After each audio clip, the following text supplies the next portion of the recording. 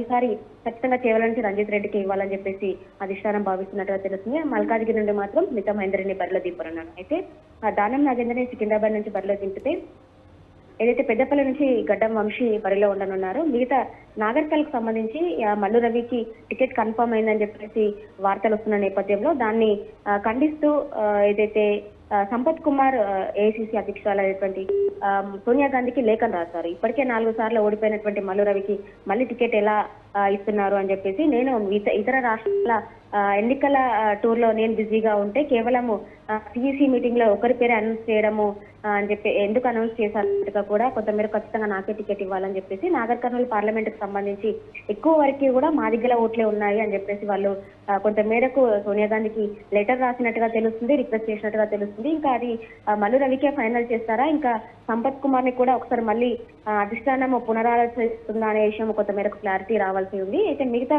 విషయాలకు సంబంధించి ఇటు ఖమ్మం కావచ్చు, భువనగిరి కావచ్చు, వరంగల్ కావచ్చు, ఇవన్నిటి కూడా ఇంకా తీవ్ర స్థాయిలో పోటీ ఉండటంతో కొంతమేరకు అధిష్టానానికి అభ్యర్థులను ఫైనల్ చేయడము ఒక కత్తి మీద సాములా మారిందనే చెప్పుకోవచ్చు. అయితే ఈ రోజు జరిగేటువంటి సమావేశంలో కొంతమేరకు వీటిపైన ఒక కొలిక్కి వచ్చే అవకాశం ఉన్నట్టుగా తెలుస్తుంది మాధురి.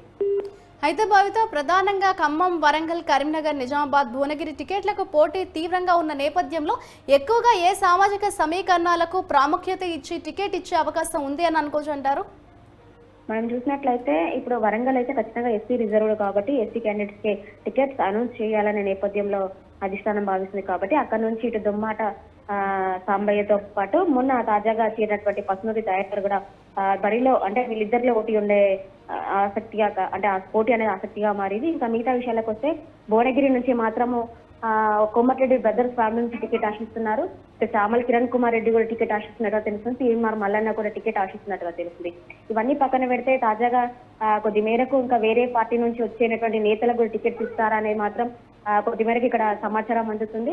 ఇది మాత్రం ఇంకా కంక్లూడ్ రాలేదన్నట్టుగా తెలుస్తుంది. ఇంకా మిగతా విషయాలకు సంబంధించి ఇటు నిజామాబాద్ నుంచి జీవన్ రెడ్డికి కన్ఫర్మ్ అయినట్టుగా తెలుస్తుంది. కరీంనగర్ ప్రవీణ్ రెడ్డికి కన్ఫర్మ్ అయింది. ఆదిలాబాద్ నుంచి మాత్రం ఆదివాసీలకి టికెట్ ఇవ్వాలని చెప్పేసి అధిష్టానం భావిస్తున్నప్పటికీ అక్కడి నుంచి రిమ్స్ వైద్యురాలైనటువంటి సుమలతను బరిలో దించిపెట్టున్నట్టుగా కూడా కొంతమేరకు అయితే సమాచారం అందుతుంది. మిగతా అంశాలకు సంబంధించి ఖమ్మం కావచ్చు, ఇంకా 2 ఏదైతే హైదరాబాద్ సంబంధించి కావచ్చు, ఇంకా ఎవరిని బరిలో దింపుతానని మాత్రం స్పష్టత రాలేదు మాధురి.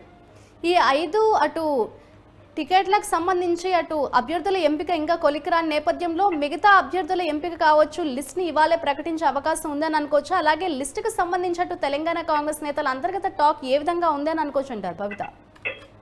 మాధురి ఏకాభిప్రాయానికి వచ్చినటువంటి లిస్ట్ లో మాత్రం ఇటు ఏదైతే నిజామాబాద్ కావచ్చు, సికింద్రాబాద్ కావచ్చు, మల్కాజ్గిరి కావచ్చు, మెదక్ నుంచి నీలం మధును బరిలో దింపుతున్నారు. కరీంనగర్ నుంచి ప్రవీణ్ రెడ్డి. అయితే నాగర్ కర్నూలు నుంచి మాత్రం మల్లు రవి పేరు నిన్నటి వరకు అంటే ప్రచారంలో ఉన్నప్పటికీ నిన్న సాయంత్రం తాజాగా కొన్ని పరిణామాలు చోటు చేసుకున్నాయి. అంటే నాగర్ కర్నూలు టికెట్ నాకే ఇవ్వాలని చెప్పేసి సంపత్ కుమార్ అది సోనియా గాంధీకి లేఖ రాయడం మాత్రం ఈ రోజు దానిపైన ఎలా చర్చిస్తాననేది కొంత మేరకైతే స్పష్టత రావాల్సింది. ఇవన్నిటి కూడా ఏకాభిప్రాయానికి వచ్చినటువంటి లిస్ట్ లో మాత్రం ఖచ్చితంగా ఇవన్నీ ఫైనల్ చేసే యోచనలు అధిష్టానం ఉన్నట్టుగా తెలుస్తుంది. ఖమ్మం, భువనగిరి, వరంగల్, నాగర్ కర్నూల్, ఆదిలాబాద్ ఆల్రెడీ కన్ఫర్మ్ అయిపోయింది. హైదరాబాద్ ఈ స్థానాలకు సంబంధించి మాత్రం కొంత మేరకు ఇంకా స్పష్టత రావాల్సింది.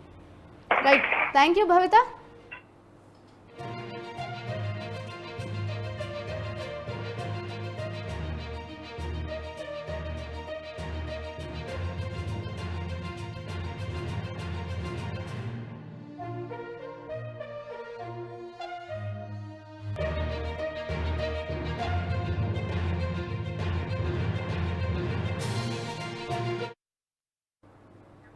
కాంగ్రెస్ పార్టీలో 5 సీట్లపై పీఠముడి నెలకొంది. దానికి సంబంధించిన బ్రేకింగ్ న్యూస్ చూస్తున్నాం. ఖమ్మం, వరంగల్, కరీంనగర్, నిజామాబాద్, భువనగిరి టికెట్లకైతే పోటీ తీవ్రంగా నెలకొన్నట్లుగా తెలుస్తోంది. అటు అభ్యర్థుల ఎంపికకు సంబంధించి కొలికి రాలేదు. పెద్దపల్లి, నాగర్ కర్నూల్, జేవెల్ల, మల్కాజ్గిరి, సికింద్రాబాద్, ఆదిలాబాద్ అభ్యర్థులను నేడు ప్రకటించే అవకాశం కనిపిస్తోంది. ఇదే అంశానికి సంబంధించిన మరింత సమాచారాన్ని మా ప్రతినిధి భవిత అందిస్తారు. భవిత, చెప్పండి, కాంగ్రెస్ పార్టీలో ప్రత్యేకించి 5 సీట్లపై అయితే పీఠముడి నెలకొన్నట్లుగా తెలుస్తుంది. దీనికి సంబంధించిన అప్డేట్స్ ఏ విధంగా ఉన్నాయి?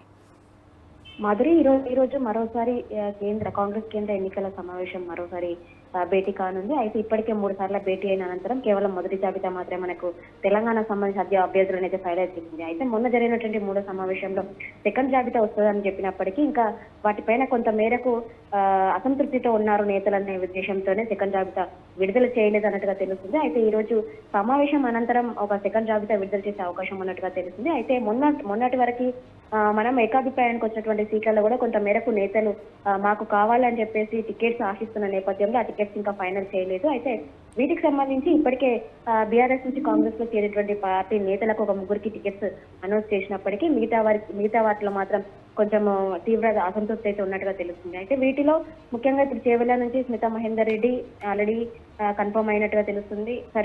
చేవెళ్ల నుంచి రంజిత్ రెడ్డితో పాటు ముందు స్మితా మహేందర్ రెడ్డికి ఇస్తారా అన్నప్పటికీ తాజాగా రంజిత్ రెడ్డి చేరిన